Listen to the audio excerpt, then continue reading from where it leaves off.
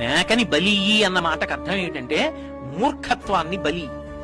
ఒక దున్నపోతుని బలి అన్న మాటకు అర్థం ఏమిటంటే దున్నపోతు పిరికితనానికి గుర్తు. పిరికితనమే పునర్జన్మకి హేతువు. ఈ శరీరము నేను కాదు, నేను ఆత్మ.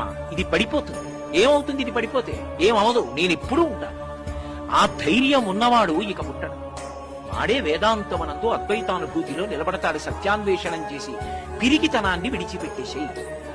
అది దున్నపోతుని బలి అంటే దాని అర్థం నిజంగా దున్నపోతుని చంపేయి, నిజంగా పిల్లిని చంపేయి, నిజంగా మేకను చంపేయి కాదు.